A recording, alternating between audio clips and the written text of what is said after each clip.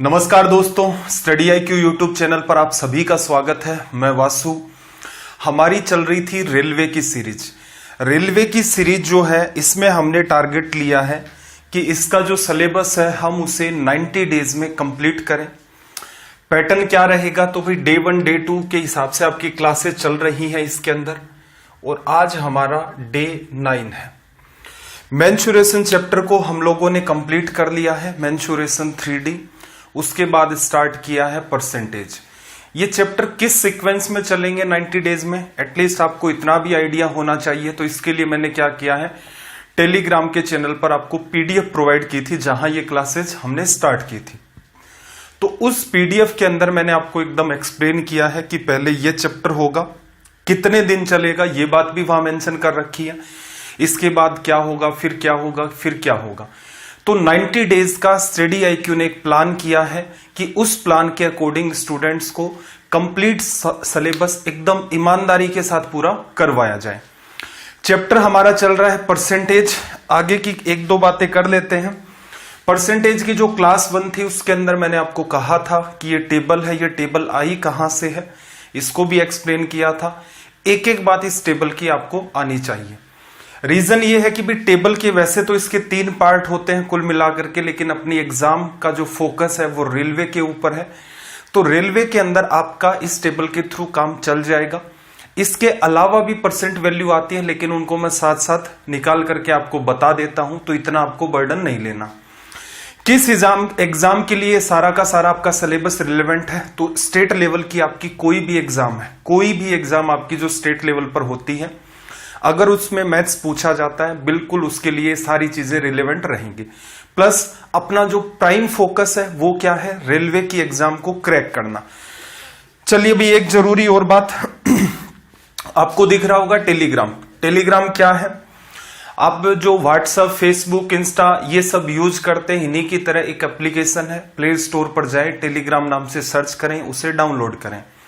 Download करने के बाद ये जो टेलीग्राम है, इसके जस्ट राइट साइड में आपको सर्च का ऑप्शन दिख रहा है, वहां जाएं, वहां पर सर्च करें वासु स्टडी IQ। ये आप ज्वाइन करेंगे, ये एक टेलीग्राम का चैनल है। इस पर आपको क्या मिलेगा, एक तो डेली बेसिस पर आपको लिंक मिल जाएंगे। वैसे तो अपनी हर रोज क्लास 6 PM पर होती है। 90 डेज की क्लासेज होंगी, इसमें हम कोई भी ब्रेक नहीं लेंगे कि जैसे संडे को ऑफ कर दिया, ऐसा कुछ नहीं। ये कंटिन्यूअस आपकी चलती जाएंगी। तो इन क्लासेस की मान लो किसी दिन किसी बच्चे ने क्लास को मिस कर दिया, उसे आइडिया नहीं लग रहा है कि भाई ये क्लास कहां से देखूं, तो टेलीग्राम पर जाएं बिल्कुल आप, और वहां पर जाकर के पहली क्लास, दूसरी क्लास, जो भी आपकी क्लास मिस हुई है उसे आप सीक्वेंस में देख सकते हैं। इसके अलावा यहां पर आपको PDF प्रोवाइड की जाती है। जैसे मेंसुरेशन कंप्लीट आपको करवा दिया, तो उसकी मैंने क्या की, PDF प्रोवाइड कर दी। अब उस PDF की एक भली बात ये भी है क्या, कि उस PDF में जिस सीक्वेंस में आपको एक एक बात करवाई गई थी, उसी सीक्वेंस में सारे के सारे क्वेश्चंस, और उसमें अगर कहीं थ्योरी का इन्वॉल्वमेंट था जो मैंने यहां रिप्रेजेंट किया था, वो दे रखी है। प्लस उसको डाउनलोड करें, मोबाइल में रखें। उसके ऊपर हर PDF में मैंने हर चैप्टर के पहले लिख रखा है कि यहां पर आप क्लिक करेंगे तो आपको इस क्लास 1 की वीडियो क्लास मिल जाएगी। क्लिक करते ही आप तुरंत यूट्यूब पर आ जाएंगे। ऐसे ही दूसरी क्लास पर क्लिक करेंगे, फिर तुरंत आप उसके वीडियो में चले जाएंगे। तो एक आपका ये बर्डन भी खत्म हो जाएगा कि ये क्लासेस कहां ढूंढे हम लोग। इसके अलावा इंपॉर्टेंट जो आपके नोट्स होंगे वो भी आपको धीरे धीरे मतलब इसमें प्रोवाइड करवा दिए जाएंगे। जैसे कई सारे सेशन मैंने आपको नहीं भी पढ़ाए हैं, फिर भी मैंने बीच बीच में आपको वैसे नोट्स डाले हैं। कुछ इंप्रूवमेंट और होगा, कुछ और रिलेवेंट सवाल होंगे, जितनी भी इंपॉर्टेंट चीजें हैं वो यहां आपको मिल जाएंगे। नीचे वाला जो पार्ट आपको दिख रहा है वो क्या है, doubt group. Vasu study IQ doubt group, इसको ज्वाइन कर सकते हैं आप। यहां पर आपको क्या फायदा होगा, अपनी एग्जाम से रिलेटेड जितने भी डाउट्स हैं आप वहां पर रख सकते हैं। जितना जल्दी होगा आपको उतना जल्दी रिप्लाई मिल जाएगा। तो चलिए अभी सेशन स्टार्ट करते हैं। सेशन में पिछला जो सेशन हुआ था वहां तक हमने 134 क्वेश्चंस को डिस्कस कर लिया था 8 दिनों के अंदर। आज आपका डे 9 है। डे 9 के अंदर हम लोग शुरुआत कर रहे हैं सवाल नंबर 135 से। 6 सेशन आपके मेंसुरेशन के हो चुके हैं, 2 सेशन आपके परसेंटेज के हो चुके हैं। परसेंटेज में जितना बेसिक संभव हो सकता है कि रेलवे को लेकर चल रहे हैं, तो कांस्टेबल की तैयारी करने वाले बच्चे को भी वो बात समझ में आ जाए कि असल में ये क्या चीज होती है, बेसिक कहते किसे हैं। तो हर बात को मैंने खोल खोल करके समझाया है। हर एक सवाल के अंदर ये बात भी कही है कि भाई ये तरीका तो आपको आना चाहिए। हो सकता है उस तरीके में थोड़ा सा टाइम ज्यादा लगता हो, लेकिन वो समझने में आसान होते हैं।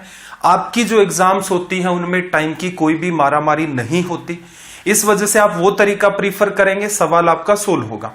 पैरेलल में और भी तरीके मैं आपको बता रहा हूं, उसका क्या फायदा होगा कि अगर आपको बेसिक चीज समझ आ गई तो दूसरा तरीका भी फॉलो कर लो भाई, उससे आपका टाइम बचना स्टार्ट होगा। तो चलिए भाई सवाल नंबर 135 से हम लोग स्टार्ट करेंगे। सबसे पहले आप क्वेश्चन की लैंग्वेज को रीड करें। लैंग्वेज में क्या कहा कि दूध का जो मूल्य है वो 20% बढ़ गया, तो दूध की खपत में कितने प्रतिशत की कटौती की जाए।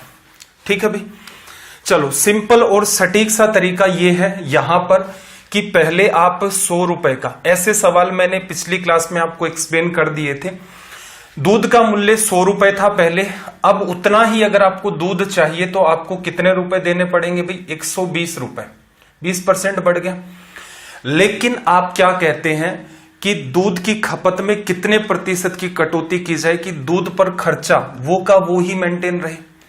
तो आप 120 रुपए नहीं देना चाहते, तो आप देना कितने चाहते हैं, 20 रुपए कम, आप तो वही 100 रुपए का खर्चा करना चाहते हैं। इसका मतलब क्या होगा, दूध वाला आपको 20 रुपए का दूध कम देगा, किसके आधार पर, 120 के आधार पर। यह सवाल मैंने कई तरीकों से पिछले सेशन में एक्सप्लेन किया था, वहां से आप देख सकते हैं इसका बेसिक। इसको आप सरल करेंगे, 100 में 6 का आप भाग देंगे तो 16 2/3%।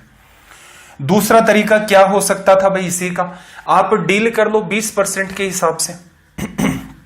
20% का मतलब आपको पता है 1/5, पहले दूध के 5 रुपए लगते थे, 20% एक को बताएगा अब कितने लगेंगे, 6।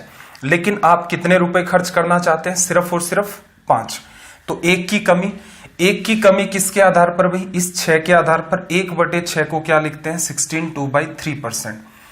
एसएससी के अंदर इस सवाल को सीधे सीधे ही बताया जाता है। पिछली क्लास में मैंने बताया था आपको, एसएससी और बैंक के बच्चों को ये टेबल के थ्रू ही डील करवा दिया जाता है। रीजन क्या है, वहां पर सवालों का उन एग्जाम में स्तर इतना कम नहीं होता है, सवालों का लेवल अच्छा होता है, तो ये छोटी छोटी चीजें होती हैं, ये उनको माइंड में सिखाई जाती हैं। आप क्या प्रीफर करें, बेटर ये रहेगा ये वाला, इसको भी यूज कर सकते हैं। आपका मन करे कोई और संख्या लेना चाहते हैं तो बिल्कुल आप वो भी ले सकते हैं। सवाल नंबर 136 की बात करें, क्वेश्चन नंबर 136 सॉरी, लैंग्वेज को रीड करो भाई स्टेप बाय स्टेप।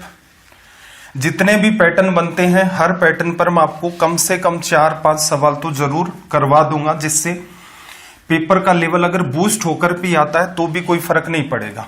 और पेपर कैसे आते हैं तो भाई आप नेट से पीडीएफ डाउनलोड कर लें पुराने पेपर की, आपको पता चलेगा कि रेलवे में नकली सवाल पूछे जाते हैं, ज्यादा तनाव नहीं लेना पड़ता। देखना, एक संख्या के 75% में जब 75 को जोड़ा जाता है, किसी नंबर का 75% है, उसमें 75 को ऐड किया जाता है, तो प्राप्त परिणाम उसी संख्या के बराबर होता है, तो उस संख्या का 40% ज्ञात करें। एक तो मैंने आपको वो तरीका बता रखा है हर सवाल में कि जैसे जैसे सवाल आपको कहता है एक एक करके आप उस बात को डील करते जाओ। मान लिया कि वो संख्या आपकी कितनी है भाई, x है। अब इसने क्या कहा, उस संख्या के 75% में 75% कई बार काम में ले लिया, आपको पता है कितना होता है, 3/4। उस संख्या की, ये संख्या थी उसका 75%, उसमें आपने कितना जोड़ा, 75। तो संख्या क्या मिली भाई, तो प्राप्त संख्या, परिणामी संख्या, ये की यही संख्या आपको मूल संख्या मिल जाएगी। जब आप नंबर के 75% में 75 ऐड करेंगे तो ओरिजिनल नंबर मिलेगा। ओरिजिनल नंबर आपने x माना था। इसको कर देते हैं भाई सरल। यहां देखना जरा, ये 3/4 उधर जाएगा, 4 लघुत्तम, 4x में से 3x घटेगा x, और यहां से 75, x की वैल्यू 4 का गुणा कर दोगे तो कितना आ गया, 300। अब आपसे पूछ क्या रहा है वो भाई, आपसे वो पूछ रहा है उस संख्या का 40%। 300 का 40% आप निकालेंगे तो 40% को क्या लिखते हो, 40 बटा में 100। ये इससे कटेगा तो रिजल्ट आपका कितना आ गया, 120। एक तरीका तो ये है। इस तरीके में कोई तनाव नहीं लेना होता है, एक्स्ट्रा में कोई दिमाग नहीं लगाना है, जैसे जैसे सवाल चल रहा उसी के फ्लो में चलते जाओ। एक सोचने का तरीका यह भी हो सकता था, क्या देखना कि संख्या का 75%, मूल संख्या कितनी होती है भाई, 100%। संख्या के 75% में आपने 75 जोड़ा। अब मैंने ये क्या किया है, इन संख्याओं को प्रतिशत में ले लिया है। मूल संख्या आपकी 100% होगी, उस संख्या का 75% ये है, उसमें आपने 75 जोड़ा तो संख्या क्या मिली आपको, मूल, जो क्या है 100%। तो इसका मतलब आपने कितना जोड़ा होगा भाई, 25%। और असल में 25% की वैल्यू कितनी है, 75। किससे गुणा किया है भाई आपने, 3 से गुणा किया ना 25 को, तो 75 बना। आपको क्या चाहिए भाई, संख्या का 40% आपको चाहिए, तो इसको भी 3 से गुणा कर दो। तो 40 गुणा 3 क्या है, 120। 25% को नहीं करना, आपको बस ये देखना है, ये 25 है, 75 बनाया, 3 का गुणा किया, 40 को 3 से कर दो, 120 आ जाएगा। यही बात प्रतिशत में ना लिख करके रेशियो में भी लिखी जा सकती है, कोई फर्क नहीं पड़ता भाई।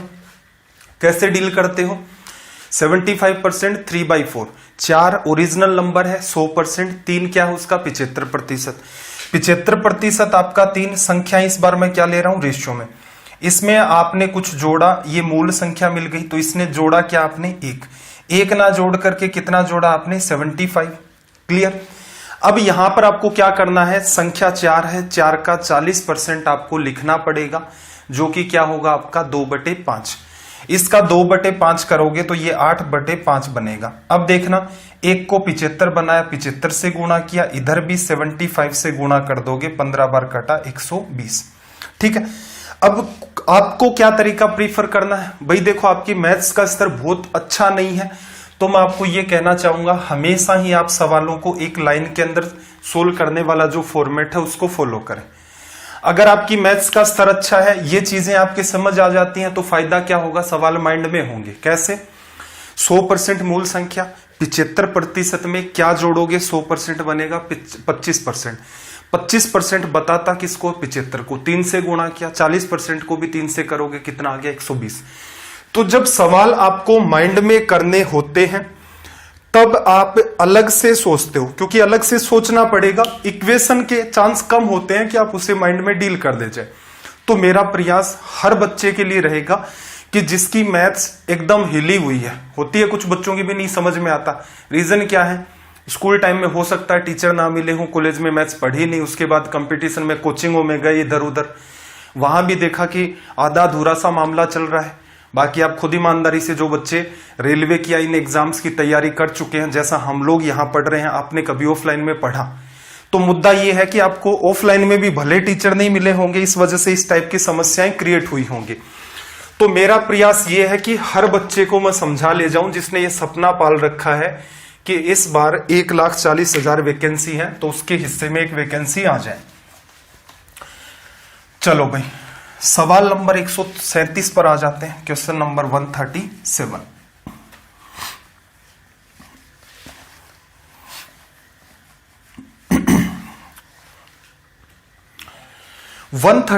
में देखना क्या कहा, यदि x y से 20% कम है तो y minus x upon y और x upon x minus y की वैल्यू क्या होगी, ये आपसे पूछ रहा है। देखो, आपको सीधे सीधे x और y में अगर संबंध मिल जाए तो काम आसान होगा। कैसे भाई, संबंध निकालते हैं। x क्या है, y से 20% कम है। अब देखना जरा, 20% आप क्या लिखते हैं, पहली ही क्लास में कैसे बनाया, हर बात एक्सप्लेन की थी। तो यहां से देखना 20% क्या होता है, 1/5। नीचे वाली जो बात है वो किसको बता रही थी भाई, 100% को, हमेशा ही 100 को बताएगी। ऊपर वाली बात इस परसेंट वैल्यू को बताती है। तो y से कम है तो y को आप क्या करो, मूल संख्या मान लो 5। इससे 20% 1 कम है तो x कितना हो गया भाई आपका 4। तो इससे फायदा क्या हुआ, आपको x और y की वैल्यू मिल गई 4 और 5। अब आपको निकालना क्या है, y minus x upon y. तो देखना y माइनस एक्स अपोन में वाई लिखा। 5 में से 4 चला गया, 1/5। एक संख्या तो 1/5 बन गई। किस ऑप्शन में है भाई? ए ही ऑप्शन में, एक ही ऑप्शन है तो ये आपका करेक्ट हो गया। मान लो 2 ऑप्शन में अगर 1/5 होता पहला ही तो क्या करते? दूसरी बात भी निकाल दो। एक्स की वैल्यू 4 अपोन में क्या करना है अभी? X minus Y. 4 में से 5 को लेस करोगे, 4 में से आप 5 को लेस करेंगे तो ये कितना आ जाएगा? -4/5। तो यहां सॉरी -4/5 कैसे भी? सिर्फ -4। ठीक है, ये -1 बन गया।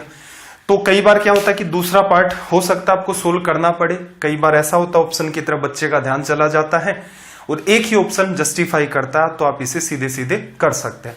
सवाल का लेवल आसान है, बट रेलवे में ऐसे सवाल बिल्कुल आते हैं आपके। 138 पर आ जाओ। सवाल नंबर 138। लैंग्वेज को रीड करें सबसे पहले तो।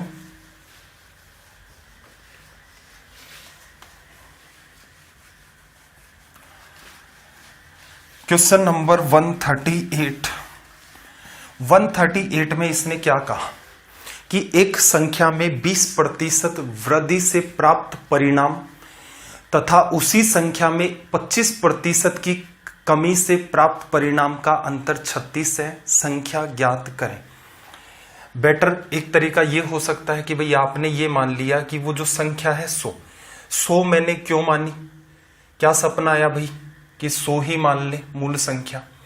तो मैंने आपको पीछे बताया था कि जब भी कभी कोई संख्या आपको माननी है तो ध्यान रखें, क्या आप उसका 20% कर सकते हैं, क्या आप उसका 25% कर सकते हैं। तो ऐसी आसान संख्या आपको क्या मिलेगी भाई? 100 मिलेगी। तो 100 का 20% भी आपको पता है। तो देखना जरा, संख्या में पहले केस में तो क्या किया इसने? 20% की वृद्धि कर दी। 100 का 20% 20 होगा तो संख्या कितनी बन गई? 120। दूसरे केस में उसने क्या किया? 25% की कमी। 100 का 25% 25 होगा, 25 की कमी कर दोगे, संख्या कितनी रह गई? 75। प्राप्त परिणाम का अंतर, इन दोनों का अगर आप अंतर देखेंगे, इन दोनों का अगर आप अंतर देखें 120 का और 75 का, तो अंतर असल में देखा जाए तो देखो, इसमें 75 में 25 जोड़ोगे 100 और उसके अंदर 20 जोड़ोगे 120, तो इसका मतलब अंतर कितने का क्रिएट हो रहा है? सीधे सीधे 45 का। या 120 में से 75 को घटा लो। लेकिन इसने क्या कहा है? कमी से प्राप्त जो परिणाम का अंतर है वो कितना है? 36। यहां एक बात और सीखने लायक आएगी। या तो आप क्या करें, 1 का मान निकाल दें। 45 का मान असल में कितना है? 36। ये क्या है? आपकी रियल वैल्यू। ये आपकी रियल वैल्यू है 36। हमें अंतर कितना मिला? 45। एक किसको बताएगा भाई? एक बताएगा 36 बटा में 45 कर देंगे, 9 से काटोगे 4/5। एक का मान 4/5। आपको चाहिए किसका भाई? 100 का। जैसे 1 किलो एप्पल की कीमत मान लो 60 रुपए है, कोई कहे 3 किलो एप्पल की कीमत क्या होगी? तो 3 को 1 वाली कीमत से गुणा करते हैं, 3 गुणा 60 180। तो वैसे ही 1 का मान 4/5 है असल मान, तो 100 का निकालना है तो 100 को 4/5 से गुणा कर दो। ये यहां पर 20 बार कट गया, 20 गुणा में 4 आपका रिजल्ट क्या हो गया? 80। लिखा जा सकता है, कोई स्ट्रेस नहीं है। अगर हम इसी सवाल को रेशियो में डील करना चाहें तो देखना भाई 20% 1/5 होता है, 25% 1/4 होता है। आपको ऐसी संख्या माननी है जिसका आप 1/4 आसानी से कर सके, जिसका 1/5 भी आप आसानी से कर सके। तो 4 और 5 का लघुत्तम 20। तो आप क्या कर सकते हो? संख्या आपकी 20 है। एक बार इसने क्या किया है भाई? 20% की वृद्धि, 1/5 करोगे 4 आएगा, तो संख्या को 24 बनाया। दूसरे केस में क्या किया? 25% की कमी, 20 का 25%, 20 गुणा में 1/4 5 आएगा, कमी करोगे तो ये कितना? 15। अंतर इन दोनों का कितना है भाई? अंतर देखोगे 9। असल में अंतर कितना है? असल में अंतर कितना है? 36। किससे गुणा किया? 4 से। आपको 20 की वैल्यू चाहिए, ओरिजिनल नंबर तो यही था, तो इसको भी क्या कर दो 4 से, तो गुणा में कितना आ जाएगा? 80। ठीक है भाई।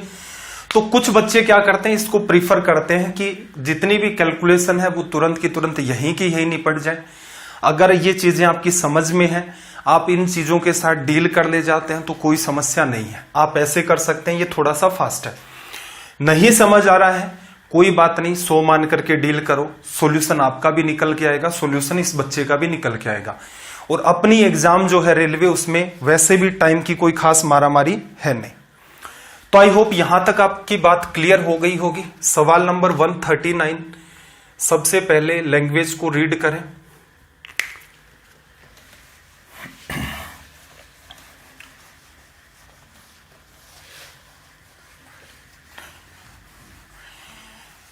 कल शायद मेरे ख्याल से किसी बच्चे का डाउट ये भी चल रहा था कि सर नोट्स में क्या ऐड करें, तो मेरा ये कहना उस बच्चे से, या किसी और का भी ऐसा डाउट है, नोट्स में आपको जितना करवाया जा रहा है उसको कर दो तो भी आपका काम दौड़ जाएगा, क्योंकि हर रोज आपको लगभग 15-16 के आसपास सवाल करवाए जाते हैं और हर चीज को समझा दिया जाता है। पैरेलल में क्या करो, कोई एक बुक उठा लो भाई। बुक मैंने पिछले सेशन में, पीछे किसी 1-2 सेशन पहले बता दी थी कि ये बुक लेनी है, बार बार उसका अनाउंसमेंट नहीं किया जाएगा। तो इसका मतलब आप सीरियसली देख रहे हैं तो आपने वो वीडियो देखा होगा जहां मैंने एक्सप्लेन किया था कौन सी किताब लें और अपनी तैयारी को पैरेलल में कैसे चलाएं। 139 में देखना क्या कहा, एक संख्या पहले 20% कम कर दी, फिर कम की गई संख्या को 20% बढ़ा दिया।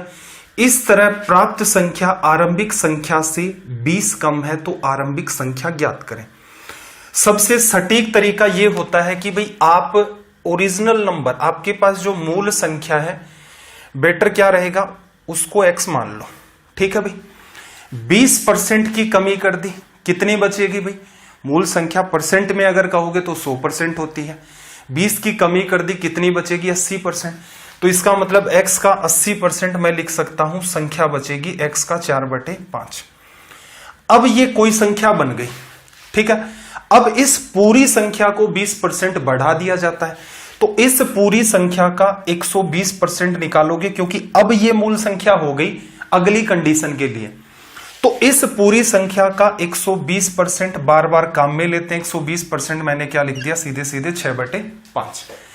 अब ये जो भी संख्या बनेगी इसको मैंने नाम दे दिया कि ये क्या बन गई, मेरी y। ठीक है, ये मूल संख्या थी और ये आपका फाइनल नंबर है।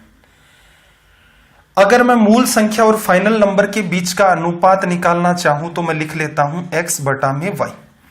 5 गुणा 5 ऊपर आपका चला गया 25 और 6 गुणा में 4 नीचे आपका कितना आ गया, 24। ये आपकी मूल संख्या है और ये वाली आपकी अब जो बची है वो संख्या है। अब इसने क्या कहा कि इस तरह प्राप्त संख्या आरंभिक संख्या से 20 कम है। रेशियो में कितनी कम है अभी, रेशियो में देखोगे तो 1 की कमी आ गई, पहले 25 थी अब 24 हो गई। लेकिन अगर आप रियल नंबर के हिसाब से डील करें तो कितने की कमी आ गई भाई, 1 20 को बताता है, किससे गुणा किया आपने, 20 से। आपसे क्या पूछ रहा, आरंभिक संख्या।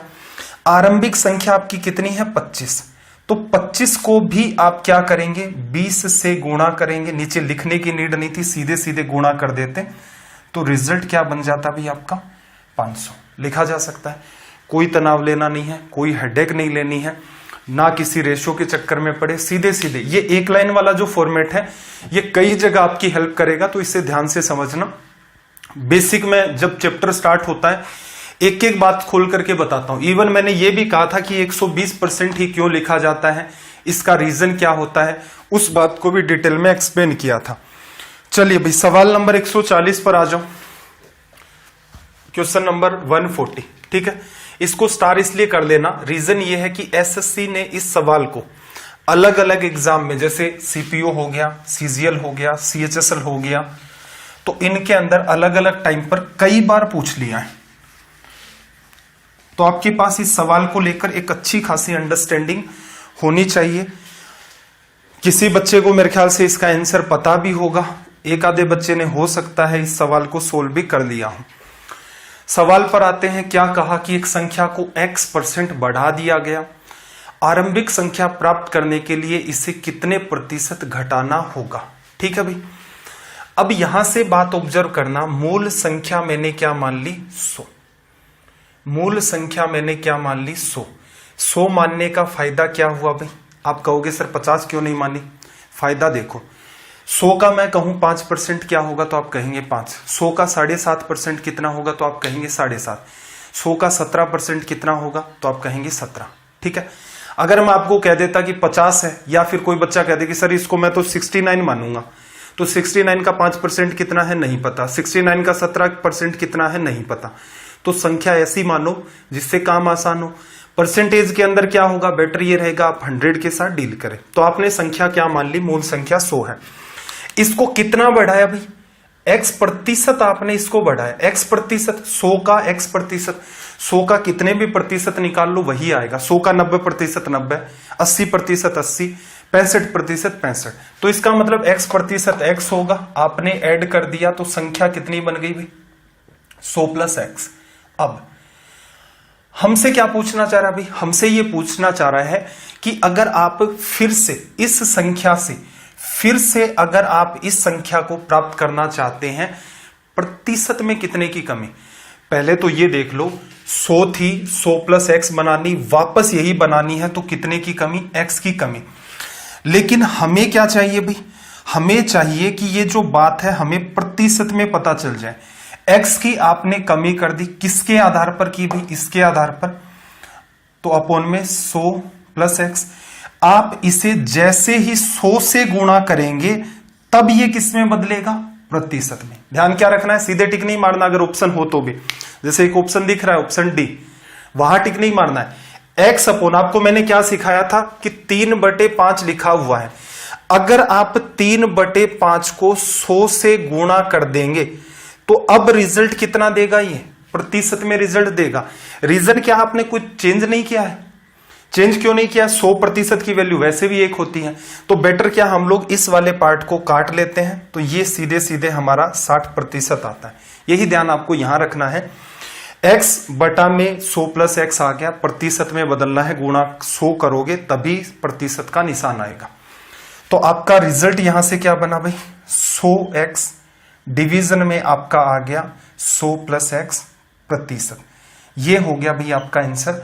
और किस ऑप्शन को जस्टिफाई कर रहा है, तो आप कह सकते हैं ऑप्शन बी को जस्टिफाई कर रहा है।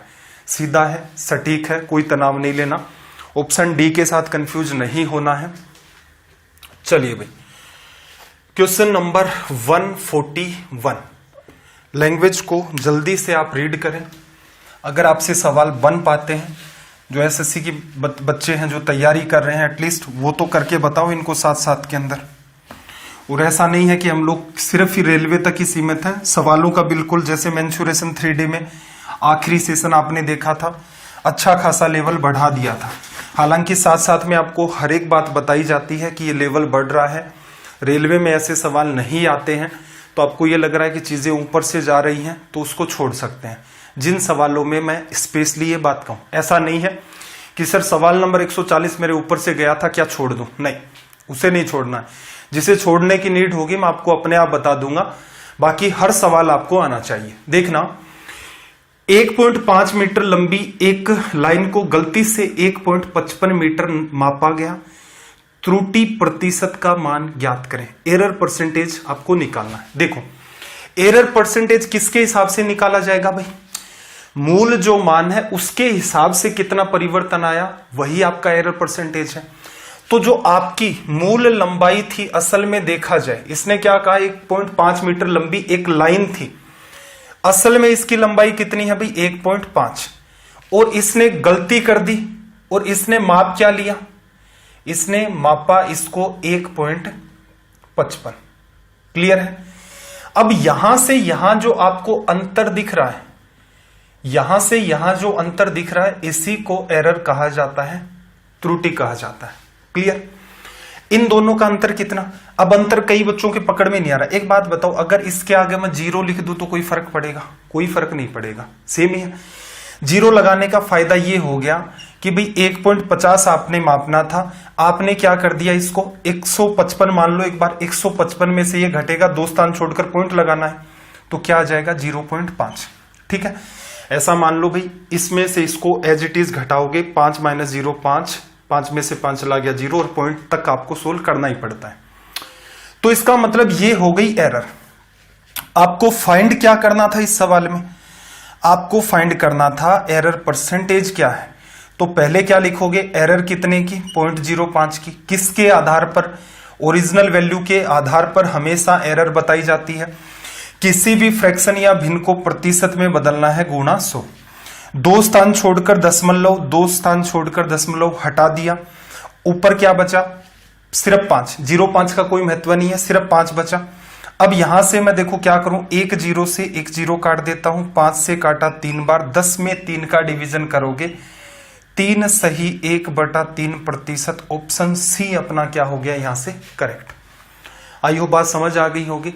यहां देखो समस्या बच्चे के साथ एक तो ये पैदा हो सकती है, तो आप कोई भी संख्या है, जैसे आप कहते हो 0.1, आप अगर इसे 0.10 कहें या 0.100 कहें या 0.1000 कहें, ये सारी की सारी चीजें ही सेम है, इनमें कोई फर्क नहीं पड़ता। हर बात यहां पर क्या है, इक्वल।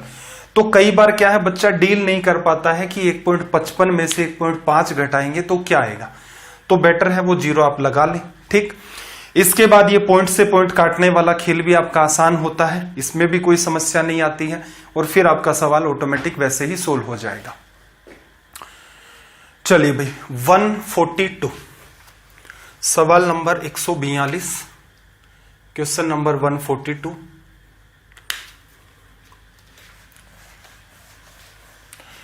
सेम वही काम, लैंग्वेज को रीड करें, और अगर अटेम्प्ट हो रहा है सवाल तो तुरंत का तुरंत अटेम्प्ट कर दें। क्लास के बीच में किसी भी टाइप की हवाबाजी नहीं चलती है। तो कई बार बच्चे हैं क्या, उनको आदत कहीं ना कहीं पढ़ने की होती है, स्टडी IQ चैनल पर आते हैं, फिर देखते हैं कि यार ये लोग अलग ही दुनिया के तो नहीं है कहीं। ऐसा ही तो होता ना, आप कहीं भी चला करके देखोगे तो ये लगता रहता है कि ये कर देंगे, वो कर देंगे, ऐसा कर देंगे, ये चमत्कार, 5 सेकंड में सवाल का सॉल्यूशन, ऑप्शन से सवाल को पढ़ना ही नहीं है, सीधे टिक मार देना है। तो इस टाइप के जो भी है तंत्र मंत्र चलता रहता है। वैसे बच्चे यहां आते हैं, फिर क्लास देखते हैं स्टडी IQ पर। किसी भी एजुकेटर को देख लो स्टडी IQ पर आप, जैसे वितुल सर रीजनिंग और मैथ दोनों सेक्शन साथ में ले रहे हैं, प्रैक्टिस सेशन उनके कंटिन्यूअस चल रहे हैं पैरेलल के अंदर। कोई भी एजुकेटर उठा लो, जैसे विपिन सर का देखोगे आप, जीके जरूर पढ़ें भाई उनसे, क्योंकि उनका जीके बहुत ही ज्यादा रिलेवेंट रहता है। आपकी एग्जाम के अंदर अच्छा खासा बूस्ट आ जाएगा जीके के अंदर। क्लास भी ली थी उन्होंने संडे को, मेरे ख्याल से 2.5 या 3 घंटे की क्लास होगी, 100 सवाल करवाए थे। डेली बेसिस पर विपिन सर की भी क्या रहती हैं, 2 से 3 क्लासेस रहती हैं, उनको अटेंड किया कर दें। ठीक है, तो यहां स्टडी IQ पर आप ऑब्जर्व करते होंगे, हर टीचर पढ़ाता ही है, यहां पर हवाबाजी नहीं करता, ये कर दो, ये कर दो, ये कर दो, ऐसा कर दो, वो क्या करते रहते हैं, लाइक ठोको, शेयर ठोको, इस टाइप से चलता रहता है। ठीक है, तो कई बच्चे घबरा जाते हैं कि यार ये सच में लोग पढ़ाते हैं या कुछ और काम है, इनका अलग ही तरीका कैसे है।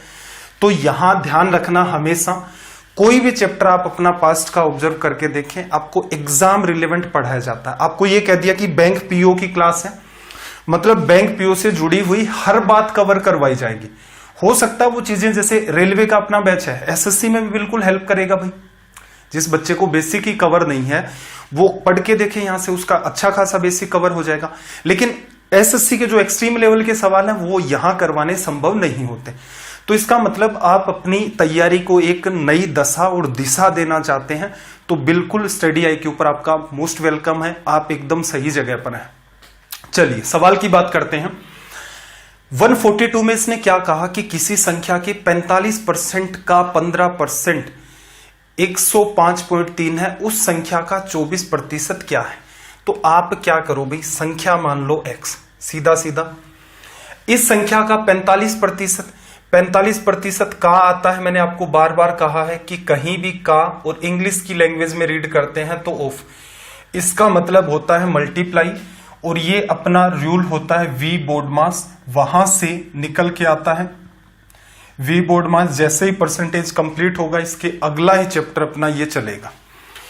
तो x का 45%, 45 बटा में क्या लिख दें भाई 100, और इसका भी 15%, ये जितना भी आएगा उसका 15%, तो क्या लिख दें 15 बटा में 100। और ये रिजल्ट बता किसको रहा है भाई, ये बता रहा है 105.3 को, 105.3 को। अब इसको सरल कर लेते हैं, थोड़ा सा सरल करोगे तो देखना, यहां से एक 10 उठाता हूं मैं, इधर भेज देता हूं, तो ये 0 इस पॉइंट को खत्म कर देगा। आगे और क्या संभावनाएं दिख रही है भाई, अगर आप 5 से काटते हो तो 3 बार आ जाएगा, 5 से काटते हो तो ये 2 बार निकल के आ गया। 5 3 8 1 9, 3 से फिर कट जाएगा, यहां पर देखना 3 बार डिवीजन हुआ, 5 बार डिवीजन हुआ, 1 बार हो गया। और कुछ काटना चाहते हैं तो 5 से फिर काट सकते हैं, 5 से काटोगे तो 9 बार, 5 से काटोगे तो ये आपका 20 बार। 9 का डिवीजन जा रहा है क्या? 9 का डिवीजन फिर जा रहा है, 9 3 27, 9 9 81। तो x की वैल्यू अगर मैं लिखना चाहूं तो देखना 20 गुणा 2 आपका 40 और गुणा में इसके कितना आ गया 39। ठीक है भाई। x का मुझे क्या निकालना है 24%, तो मैं क्या लिख दूं इसके आगे फिर से 24%, परसेंट का मतलब अपॉन में 100। सोल्व कर ले। 0 से आपने 0 को काट दिया, यहां पर 2 से काटोगे 2 बार, 5 बार। अब आगे ये मामला आपको सरल करना है और एक तरीका और भी प्रीफर कर सकते हैं। देखो भाई तरीका क्या हो सकता था, 0 से आपने 0 को काट दिया, नीचे 10 पड़ा रहने दो, 10 बन ही रहा है तो पड़ा रहने दो, क्योंकि काटोगे फिर 5 का भाग दोगे। इससे बेटर है गुणा कर लें पूरे को। गुणा करने का तरीका क्या होगा भाई, पहले तो आप इसको इससे गुणा कर दो, 4 गुणा 9 आपका 36 हो गया, 4 गुणा 3 12, 13 14 15, 156 गुणा 24 बटा में 10। 24 गुणा 5 120 होता है, 120 में 24 जोड़ोगे तो कितना आ जाएगा 144, कैरी 14। 24 5 120 में 14 जोड़ोगे 134 आएगा, कैरी आपके पास 13। 24 में आप 13 जोड़ोगे तो 37 बनेगा, बटा में आपके पास 10, सोनी 10। तो रिजल्ट क्या बन गया भाई 374.4। ये आपका यहां से रिजल्ट बना, ऑप्शन बी। अब इस सवाल के अंदर सबसे इंपॉर्टेंट बात यही वाली थी। ठीक है, एक छोटा मोटा समाधान और भी कर सकते हो भाई, ये जो भी चल रहा है आपका x का इतने परसेंट बराबर ये संख्या, एज इट इज परसेंटेज में x को लिख दो, उसके आगे 24% लिख दोगे, कुछ पार्ट आपका हल्का सा कट जाएगा। तो इस सवाल का पूछने का उद्देश्य एग्जामिनर का क्या रहता है भाई, इसका उद्देश्य यही है कि बच्चे से कैलकुलेशन करवाई जाए। अगर बच्चे को कैलकुलेशन नहीं आती है प्रॉपर में, तो देखो 24 की टेबल बहुत कम बच्चों को आती है, तो वो क्या करेंगे 24 गुणा 39 करेंगे, उस टाइप से गुणा करेंगे लिख लिख करके। तो इस सवाल में वैसे कोई दम वाली बात नहीं है, लेकिन ऐसे सवाल बिल्कुल कांस्टेबल में भी पूछ लेता है। ठीक है, उद्देश्य उसका इतना ही है, कॉन्सेप्ट में कहीं गड़बड़ नहीं है। बच्चे से मल्टीप्लाई गुणा जोड़ सारा कुछ करवा लो, जिससे उसका टाइम किल होना स्टार्ट हो जाए। 143 पर आ जाओ, सवाल नंबर 143, क्वेश्चन नंबर 143। लैंग्वेज को रीड करें सबसे पहले तो। देखो क्या कहा कि किसी वर्ग की प्रत्येक भुजा को 10% बढ़ा दिया जाए तो उसके क्षेत्रफल में कितने प्रतिशत की वृद्धि होगी। तो यहां ध्यान रखना कि जो एरिया है असल में वो किससे बनता है भाई, ए गुणा ए से। आपको मैंने पीछे भी बताया था क्या, जब दो चीजें या तो लगातार घटित हो रही हैं या उनका रिजल्ट एक का दूसरे से गुणा करके बनता है, तो वहां पर आप ऐसा पैटर्न देखते हैं, उसमें फॉर्मूला अप्लाई कर सकते हैं, उसमें आप फॉर्मूला अप्लाई कर सकते हैं। एक तो तरीका ये होगा। ठीक है, ऐसे और क्या पैटर्न थे, जैसे कुल खर्चा था, कितने किलो का उपभोग किया, 1 किलो का मान कितना था, इस पैटर्न में भी लागू हो रहा था। 3-4 तरीके मैंने पिछली क्लास में आपको एक्सप्लेन भी किए थे।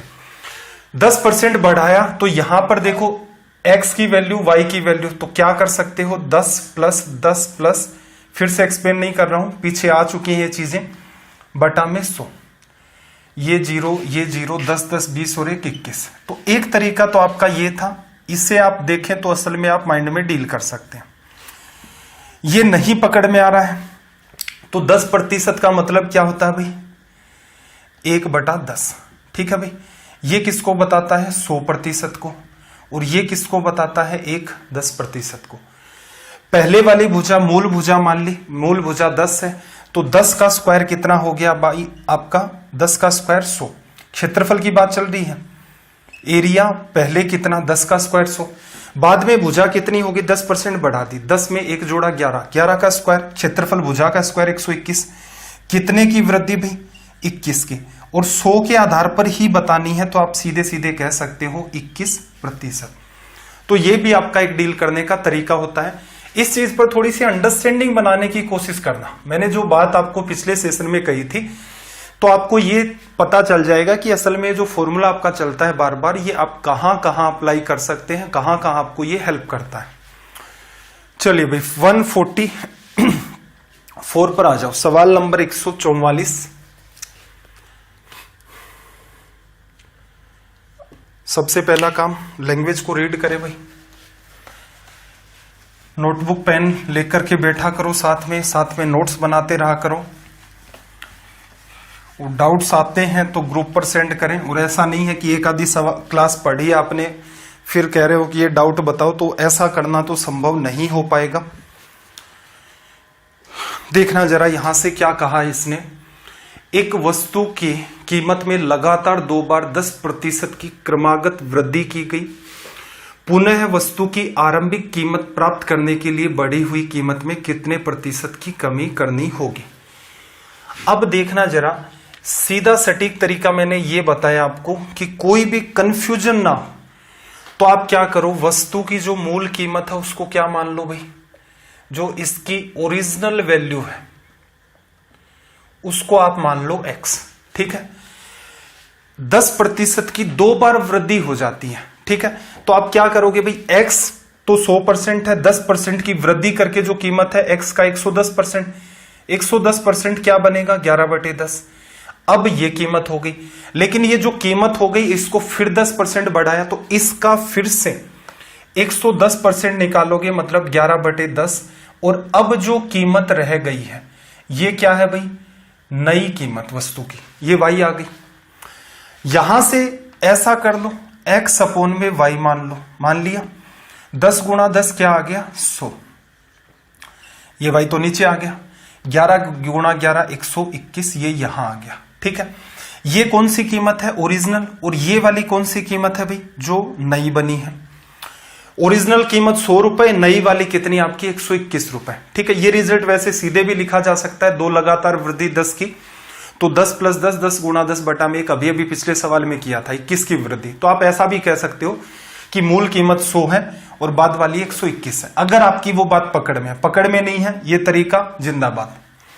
अब इसने क्या कहा कि पुनः वस्तु की आरंभिक कीमत, ओरिजिनल आपको प्राइस है वो गेट करनी है। तो क्या करोगे, अब ये कीमत हो गई है, इसमें कितने की कमी कर दें, 21 की कमी कर दें, तो आपको क्या मिलेगा, ये वाला पार्ट 100।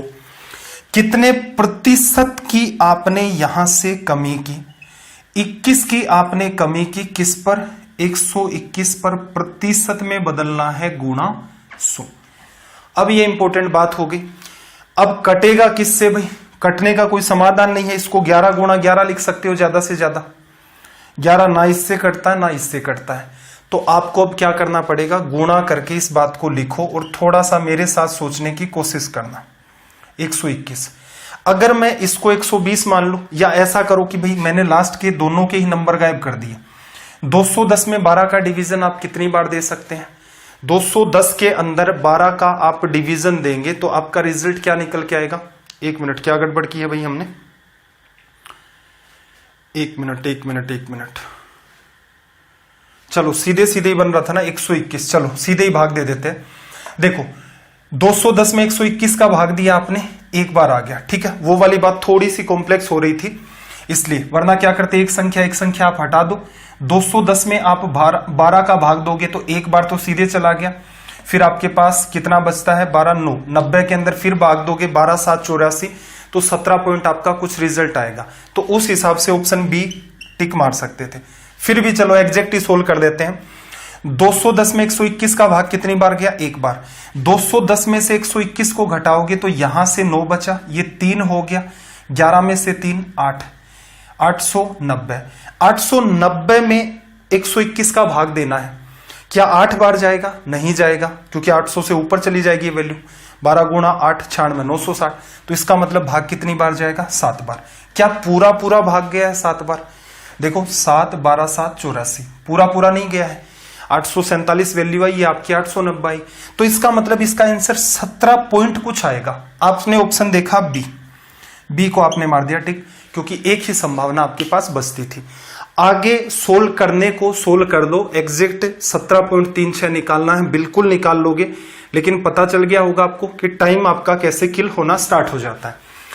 तो इस सवाल के इस हिस्से में कोई समस्या नहीं थी। नीचे वाला जो हिस्सा है उसमें कैलकुलेशन है, और कैलकुलेशन इसलिए डाल दी जाती है कि बच्चे की थोड़ा बहुत भी अगर उसने प्रैक्टिस नहीं कर रखी है ऐसे सवालों की, एग्जाम में इसके चारों तरफ ही घूमता रहेगा, तो थोड़ा सा इसमें दिमाग लगाना। और ये भी नहीं संभव है तो भाई इतना तो कर ही सकते हो, ये वाला तरीका 2100 में 121 का आपको भाग देना है, ये तरीका फॉलो कर लो जिससे आपका सवाल सोल्व हो जाए।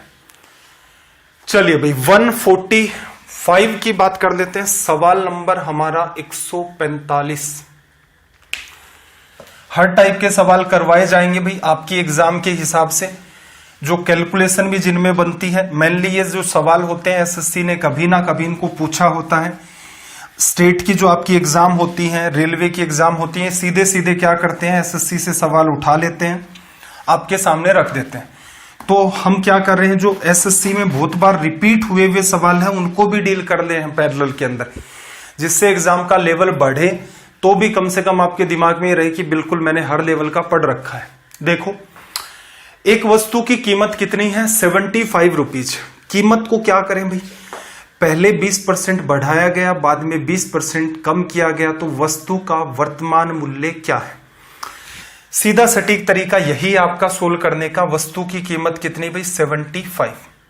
ठीक है, 20% बढ़ा दिया, 100% ये खुद है, 20% बढ़ा दोगे तो 75 का 120% लिखोगे, तो अब कीमत कितनी होगी, 75 का 6/5। ठीक है, ये कीमत आ गई। अब इस कीमत को क्या किया, 20% कम कर दिया। अब ये मूल कीमत हो गई, नई वाली मूल कीमत। 20% कम कर दिया तो इसका 80% निकालोगे। 80% क्या होता है, 4/5 हो गया। 5 गुणा 5 25 गुणा में 3 75, 3 गुणा 6 18, 4 72। ठीक है, यह भी एक तरीका। कुछ बच्चे ये भी कह सकते हैं कि जब सर संख्या को x% बढ़ाया, x% कम किया, तो हमेशा ही क्या होता है, x² बटा में 100% की कमी आती है। माइनस कमी को बताता है, बिल्कुल सत्य है। तो 20 का स्क्वायर बटा में 100 करोगे तो कितना आएगा आपका, 4। तो इस केस में क्या आएगा, 4% की कमी को रिप्रेजेंट करेगा। तो आप क्या कर सकते हो भाई, 75 का 4% की कमी के बाद 96%, तो 96/100 लिख लो। 25 से काटा 3 बार, 25 से काटा 4 बार, 24 4 96, 24 3 72। तो ये भी आपकी एक संभावना है। बाकी मैं मानता हूं कि एक लाइन के अंदर बच्चे बहुत सारे ऐसे हैं जो इन चीजों को जज नहीं कर पाते हैं। तो ये एक लाइन वाला जो मेथड होता है अपना, कि जितने भी उसने बात दे रखी है उसको एक लाइन में सेट करो। आपका जो मन कर रहा है, एक एक करके काटना चाहते हो कि भाई 5 से ही काटूंगा, फिर 5 से काटूंगा, कैसे भी करो उसको। चलिए अगले सवाल की तरफ मूव करते हैं। सवाल नंबर अपना 146, क्वेश्चन नंबर 146। और इनकी पीडीएफ भाई टेलीग्राम का जो चैनल है उससे कलेक्ट कर लिया करो। चैप्टर जैसे ही आपका कंप्लीट हो जाएगा, हर चैप्टर के हिसाब से आपको मैं पीडीएफ दे दूंगा। मतलब इस बार जो पीडीएफ आपको मिलेगी उसमें क्या होगा, मेंशुरेशन तक तो हमने देख ही लिया था, उससे आगे वाला पार्ट और प्लस में जो अपना मेंशुरेशन का पार्ट है उनकी कंबाइंड ही आपको पीडीएफ मिल जाएगी। बस आप तो क्या करो भाई, ये 3 महीने हैं, इसमें जी जान लगा दो। अगर ठीक नहीं लगता, पढ़ाई लिखाई के साथ समस्या पता है क्या, समस्या पढ़ाई लिखाई के साथ यही वाली है कि आप इसे ज्यादा देर तक कर नहीं पाते हैं, या मैं ये कह लूं कि 99% बच्चे ऐसे हैं वो ज्यादा देर पढ़ नहीं पाते। अब जैसे एक छोटा सा हम लोग यहां पर एग्जाम्पल लेते हैं। हेलो, 1 मिनट भाई, साउंड में थोड़ा सा इश्यू आ गया था, देखना। देखो 99% बच्चों के साथ समस्या क्या है, वो लगातार पढ़ नहीं पाते हैं। ठीक है, बहुत कम बच्चे हैं जो सिस्टमेटिक तरीके से डेली बेसिस के ऊपर मतलब 7-8 घंटे पढ़ लेते हैं। कंटिन्यू की बात चल रहे हैं, ऐसा नहीं है कि सर एक दिन, मुझे ऐसा भी याद आ रहा है कि दिवाली के 7-8 दिन बाद की बात है, मैं लगातार 13 घंटे पढ़ा था। ठीक है, फिर सर मैं होली तक कभी भी लगातार 2 घंटे नहीं पढ़ पाया। तो ऐसी पढ़ाई का क्या करोगे। ठीक है, हाँ आपकी डायरेक्शन डिफरेंट हो सकती है। मुद्दा ये है कि ये इंटरेस्टिंग नहीं लगता आपको, अहमियत इसकी ज्यादा है जीवन के अंदर। थोड़ी सी ज्ञान की बात बता रहा हूं, सुन लो ध्यान से, कि जो अपनी पढ़ाई है या जो अपनी शिक्षा है, इसकी जो जीवन में अहमियत है वो बहुत ज्यादा है। बहुत ज्यादा कैसे भी, पढ़ाई लिखाई कर दोगे, कई सारे फायदे होंगे। एक तो ये झंझट, आपको नौकरी मिल गई तो क्या होगा भाई, आपको समाज में ऑटोमेटिक वैलिड कर दिया जाएगा कि भाई ये सरकारी नौकरी लग गया, इसका मतलब ये दिमाग वाला आदमी है, ये समझदार आदमी है। कैटेगरी ऐसे ही की जाती है। जो जनरली मिडिल क्लास का जो एक इन्वायरमेंट रहता है वहां पर यही माना जाता है, सरकारी नौकरी लग गया इसका मतलब क्या हुआ, ये समझदार है, और जो नहीं लगा वो क्या है, उसको बेवकूफ समझते हैं फिर। ठीक है, तो इसका मतलब एक तो यही वैलिड हो गए आप नौकरी लगते ही। नौकरी के भी अपने फायदे, हर महीने तनाव नहीं लेना है, गिना चुना है वो अमाउंट आपके पास आएगा, वो हर साल उस पर कुछ ना कुछ बढ़ता जाएगा, आपके प्रमोशन होते जाएंगे, वो वाला स्ट्रेस भी नहीं है। वैसा ही काम अगर आप प्राइवेट सेक्टर में करेंगे तो आपको उसका 25% भी नहीं मिलेगा। एजुकेशन में अलग है लेकिन, ठीक है, वैसे उसका 25% भी नहीं मिलेगा। तो इसका मतलब इसकी अहमियत बहुत ज्यादा है। आप अगर आज पढ़ लोगे तो कल को आपके बच्चे कम से कम 10वीं क्लास तक आपको बेवकूफ घोषित नहीं करेंगे कि मेरे माँ बाप को कुछ नहीं आता। हो सकता है कॉलेज में हो जाए, 11वीं 12वीं में हो जाए तो वो आपको बेवकूफ मानना शुरू कर दें कि इन घर वालों को कुछ नहीं आता। क्योंकि जैसी जनरेशन चल रही है, पहले तक की जो जनरेशन थी, आप अपने माता पिता को ऑब्जर्व करेंगे तो वहां थोड़े से संस्कार ज्यादा थे, घर वालों से शिकायतें की नहीं जाती थी। आपके मेरे दौर में हम लोग आ गए, हम लोग घर वालों से शिकायत कर लेते हैं। आपके हमारे जो बच्चे होंगे वो शिकायत ही नहीं करेंगे, वो सीधे खुलकर मुंह पर बात कहेंगे कि इनको कुछ नहीं आता जाता। ठीक है, तो अब पढ़ लोगे तो इसके कई सारे फायदे हैं। ठीक है, पढ़ाई क्या क्यों नहीं होती। अब जैसे मैं एग्जांपल लूं, ये जो आपका गेम था, आपका पबजी जो था ना, बैन कर दिया। बैन तो क्या कर दिया, अभी थोड़े दिनों में फिर से स्टार्ट कर देंगे, इसके और ऑप्शन भी निकाल लिए हैं बच्चों ने। अब ये जो गेम खेलता है इसके अंदर एक स्टूडेंट, मतलब स्टूडेंट ही होते हैं वो, लगभग 30 मिनट का इनका एक राउंड चलता है। उस राउंड के अंदर 100 लोग उतरे एक जगह के ऊपर, 30 मिनट तक इनके कंसंट्रेशन का लेवल देखो। आपके आसपास कोई पबजी वाला है, अभी तो नहीं मिलेगा लेकिन आपने ऑब्जर्व किया होगा। अब वो 30 मिनट तक इतने ध्यान से ना उसमें पानी पीता है ना और कुछ करता है, सिर्फ कंसंट्रेशन, कंटिन्यू बात करते रहते हैं। 4 लोग ग्रुप में और पढ़ लेते हैं, जैसे ग्रुप में पढ़ाई नहीं करते आप बात करते हैं, लेकिन ये लोग ग्रुप में खेलते हैं। एक मचा हुआ मिलिट्री पर उतरेंगे, कहेगा नहीं कोचिंग की जाएंगे।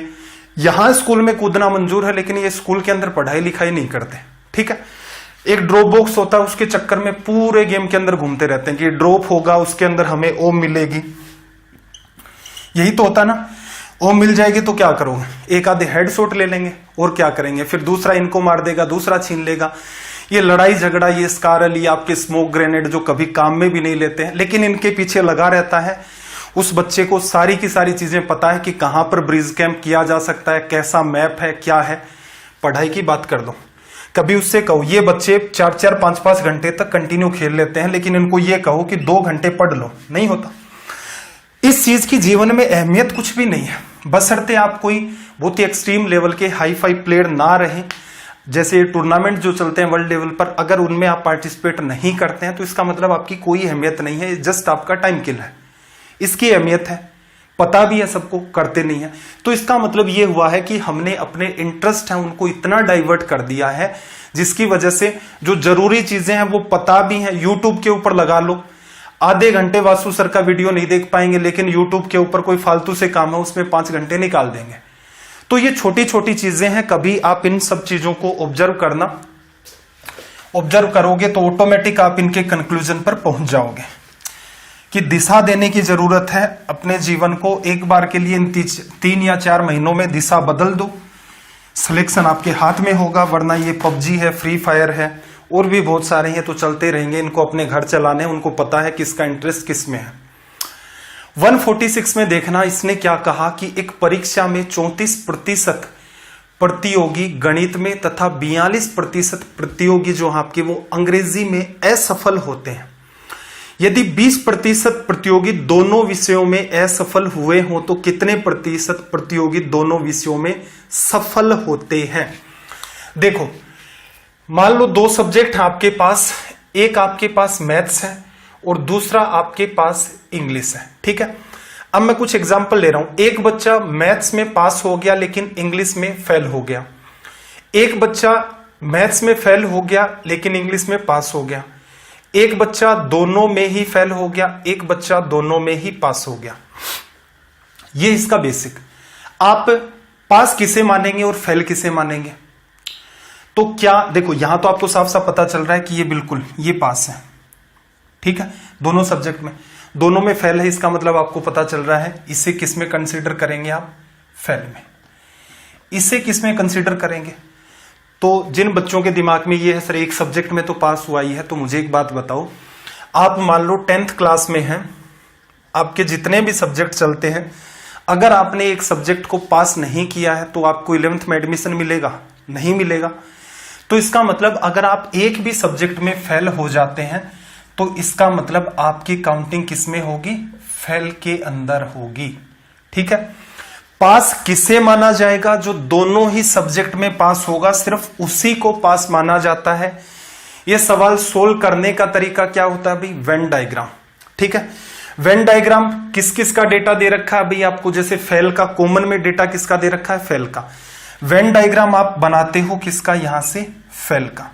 ये हो गया और ये वाला हो गया। ये जो सेक्शन है मैं ये मान लेता हूं ये मेरा मैथ्स का सेक्शन है, और ये वाला जो मेरा सेक्शन है ये मैंने मान लिया मेरा इंग्लिश का सेक्शन है। सबसे पहले वेन डायग्राम के अंदर, वेन डायग्राम की रीडिंग समझो थोड़ा सा, कि ये पूरा का पूरा जो सर्कल है इस पूरे की वैल्यू किसको बताती है? मैथ्स को। वेन डायग्राम आपने किसका बनाया है? ऐसे बच्चों का जो फेल हुए हैं। ठीक है। अब यहां पर इस एरिया में जितने भी बच्चे आएंगे वो किस में फेल होंगे? मैथ्स में। इस पूरे एरिया में जितने भी बच्चे आएंगे वो किस में फेल होंगे? इंग्लिश में।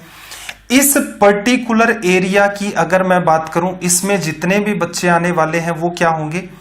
वो मैथ्स और इंग्लिश दोनों में फेल।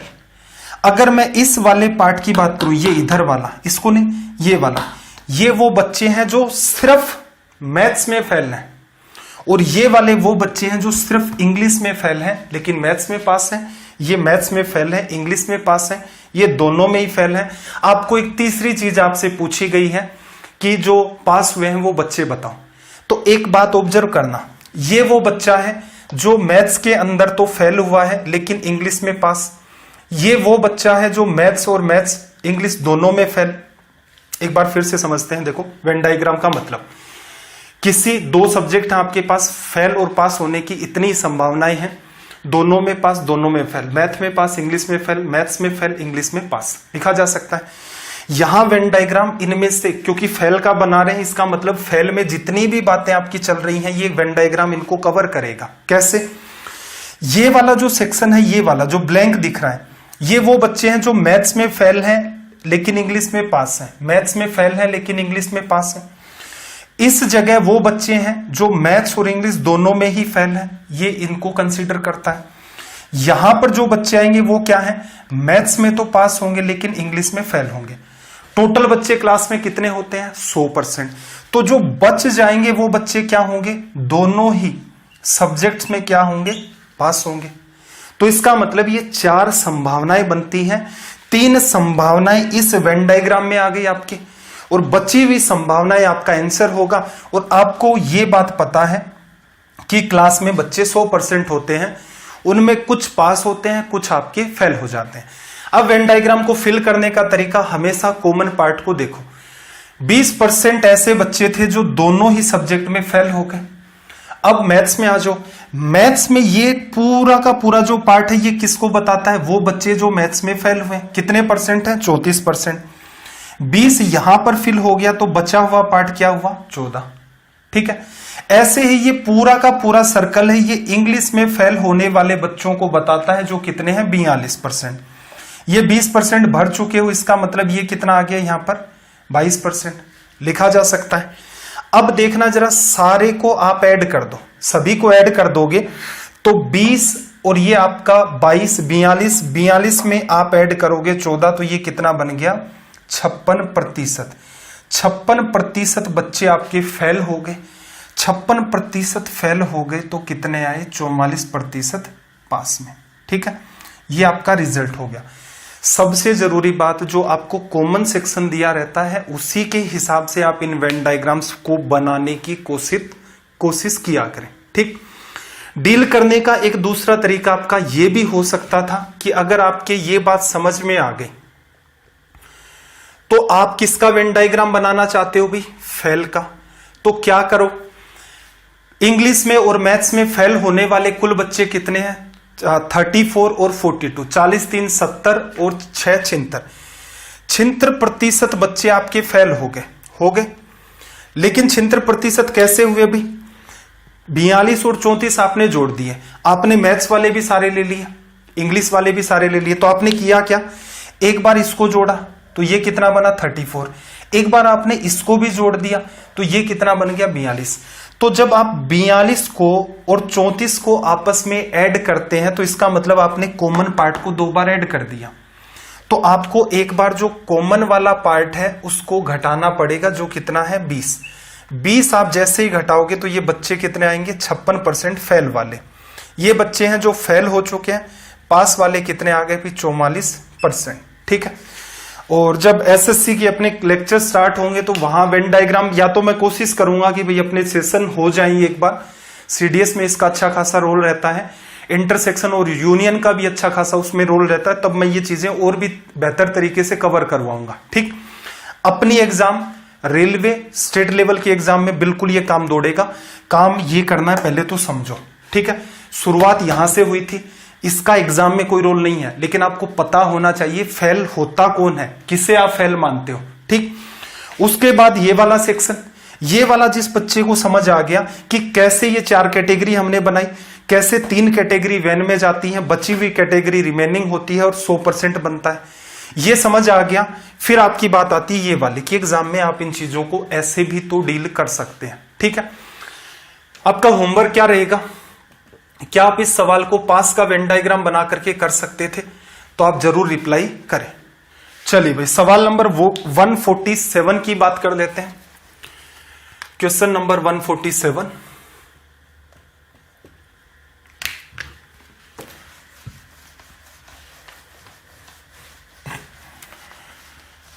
लैंग्वेज को रीड करें भाई अच्छे से, और याद रखना हमेशा जब भी ये अपनी सीडीएस और एसएससी के लिए चैप्टर चलेगा, वेन डायग्राम का हर सवाल आप एक लाइन के अंदर डील कर सकते हैं। हालांकि मैंने आपको बताई है इस सवाल में भी वो अप्रोच, लेकिन एसएससी और ये जो रेलवे रहता है एसएससी और जो सीडीएस अपना रहता है उसमें अपना प्राइम फोकस ये रहता है कि इन सवालों को हम लोग सीधे सीधे डेली हर सवाल को एक लाइन में करें। जैसे इसने अगला सवाल क्या कहा, स्टूडेंट्स का एक ग्रुप है, छात्रों का एक समूह है, 70% छात्र अंग्रेजी, 65% छात्र हिंदी बोल सकते हैं, 27% जो छात्र हैं वो दोनों में से कोई भी भाषा नहीं बोल सकते। कितने छात्र दोनों भाषाएं बोल सकते हैं? फिर से बात समझना जरा, एक आपके पास लैंग्वेज इंग्लिश है, दूसरे वाली लैंग्वेज आपके पास हिंदी है। कितने टाइप के बच्चे हो सकते हैं भाई? ऐसे बच्चे भी हो सकते हैं जो हिंदी और इंग्लिश दोनों को अच्छे से बोल लेते हैं। कुछ बच्चे ऐसे भी होंगे जो ना तो हिंदी को जानते हैं ना ही आपकी, कहीं कह तो नहीं रखा ना, हाँ 27% छात्र दोनों में से कोई भी भाषा नहीं बोल सकते, ठीक है बता रखा इसने। इसका मतलब क्या हुआ, ऐसे भी स्टूडेंट संभव हैं जो ना तो इंग्लिश बोलते हैं ना ही हिंदी। कुछ स्टूडेंट ऐसे हैं जो इंग्लिश बोल लेते हैं लेकिन हिंदी नहीं बोल पाते, कुछ ऐसे इंग्लिश नहीं बोलते लेकिन हिंदी बोल लेते हैं। तो इसके हिसाब से इसकी 4 कैटेगरी बन गई। कई बार क्या कह देता है ये इन सवालों में कि छात्र कम से कम एक भाषा तो बोलता है, तो उस केस में क्या होगा, ये वाली बात नहीं बनाएंगे। ऐसे छात्र जो दोनों को बोलते हैं, ऐसे छात्र जो इंग्लिश बोलते हैं, ऐसे छात्र जो हिंदी बोलते हैं। कब? जब सवाल में कंडीशन वो देगा तो इस वाली बात को थोड़ा सा साथ में स्टार मार्क भी लगा देना। इस सवाल में ऐसा नहीं कहा, उसने कह रखा है 27% छात्र दोनों में से कोई भी भाषा नहीं बोल सकते, मतलब वो स्टूडेंट भी शामिल हैं जिनको ना तो हिंदी बोलनी आती है ना ही जिनको इंग्लिश बोलनी आती है। अब बनाना क्या आपको भाई, वेन डायग्राम। वेन डायग्राम चलो ये बन गया, ये वेन डायग्राम बन गया। अब यहां पर आपके पास क्या आ गया भाई, इंग्लिश, और यहां पर क्या आ गया, हिंदी। अब मुद्दा ये है ये कैसे जस्टिफाई करें, ये कौन सा सेक्शन आपका होगा, ये कैसे लिया जाए। अब देखना जरा, वेन डायग्राम बता किसको रहा है, ये इंग्लिश का एरिया है, ये हिंदी का एरिया है, ये इंग्लिश और हिंदी का एरिया है।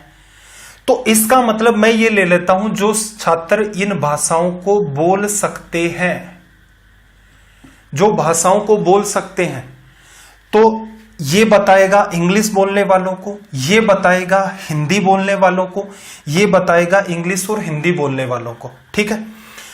यहां पर एक बात एक्स्ट्रा भी आएगी। एक्स्ट्रा बात कौन सी, ये वाली। क्या वेन डायग्राम में आपको कोई ऐसी बात दिख रही है कि मैं ये कह दूं ये स्टूडेंट कौन से हैं। आपने कहा बोलने वालों के लिए वेन डायग्राम बनाया है, इसका मतलब इसके 3 हिस्से बने, किसी भी हिस्से पर आप हाथ रखो, ये कौन से छात्र हैं, तो आप कहोगे सर ये सिर्फ हिंदी बोलते हैं। ये कौन से हैं भाई, आप कहोगे सर ये सिर्फ इंग्लिश बोलते हैं। ये वाले ये हिंदी और इंग्लिश बोलते हैं, जबकि क्वेश्चन के हिसाब से 4 कैटेगरी में स्टूडेंट डिवाइड करने थे। तो भाई बचे हुए स्टूडेंट कौन से, बचे हुए वो स्टूडेंट हैं जो ना तो हिंदी बोलते हैं ना इंग्लिश बोलते हैं। इसने क्या कहा, यदि 27% छात्र कोई भी भाषा नहीं बोल सकते तो इसका मतलब 27% ऐसे बच्चे बच गए, और लैंग्वेज बोलने वाले नहीं बोलने वाले सारे के सारे कितने हैं, 100%। एक बात तो यहां से तय हो गई, देखना रिजल्ट निकला है, इसकी कोई वैल्यू है, उसमें आप 27% जोड़ोगे, 100% स्टूडेंट बन गए। तो इसका मतलब 100 में से अगर मैं 27 को लेस कर दूं, 100 में से 20 चला गया, 80, 27 लेस कर दूंगा तो यहां से, तो इसका मतलब ये जो स्टूडेंट है जो कोई ना कोई लैंग्वेज बोलते हैं, चाहे वो हिंदी बोले, चाहे वो इंग्लिश बोले, चाहे वो दोनों लैंग्वेज बोले, उनकी वैल्यू कितनी आएगी, 73% लिखा जा सकता है। चलो भाई, अब ऐसे सवाल में बीच वाला पार्ट आपको भरना है। बीच वाला आपको पता था? नहीं, आपको नहीं पता था बीच वाला, ठीक है। बीच वाला तो उसने पूछा ही है, सवाल में ही अगर दिया होता तो सीधे सीधे आंसर हो जाता। तो आपने क्या माना कि X% स्टूडेंट ऐसे हैं जो इंग्लिश भी बोलते हैं, जो हिंदी भी बोलते हैं। चलो अब इसको सोल्व करना स्टार्ट करते हैं। ये जो स्टूडेंट थे ये क्या बोलते थे भाई, इंग्लिश, और कितने थे, 70% थे। ये पूरे के पूरे आपके 70% है, ये X% है। बचा हुआ पार्ट क्या है भाई, 70 में से X घटा दो, सिर्फ इंग्लिश वाले। ये पूरा का पूरा जो एरिया है ये किसको बताता है, हिंदी बोलने वाले। स्टूडेंट कितने हैं, 65। X आपने यहां पर भर दिया तो बचा हुआ पार्ट कितना आ गया, 65 माइनस X लिखा जा सकता है। सबको जोड़ोगे कितना आएगा, 73। जोड़ देते हैं भाई, जोड़ोगे तो देखना जरा, X से X कट गया, एडिशन कर रहा हूं मैं, 70 और 65 आपका कितना हो गया, 135 माइनस X बराबर कितना बचेगा, 73। ठीक है, परसेंटेज मैंने नहीं लिखा जानबूझकर, इसलिए 73 के साथ भी नहीं लिख रहा। यहां से X की वैल्यू निकालोगे, 73 लेस करोगे, 2, 7 और 6 आपका 13। तो ये वाले स्टूडेंट आपके क्या निकल के आते हैं, 62। ठीक है, अब देखो आज का सेशन वैसे प्लान तो मेरा ये था कि इसको थोड़ा सा लंबा और खींचे, लेकिन कुछ बच्चों के ये सारी की सारी जो चीजें हैं वो हो सकता है कि ऊपर से चली जाए। तो आप क्या करें, वेन डायग्राम के ऊपर अच्छा खासा काम करें। अब ये मत कहना कि सर ये मैं तो ये चाह रहा हूं कि सीधे सीधे कर दो। देखो मैंने आपको पहले भी कहा था लैंग्वेज इतने आसान है जैसे इसी सवाल को आप डील करते। मेरी बात समझना, इसको हटा रहा हूं।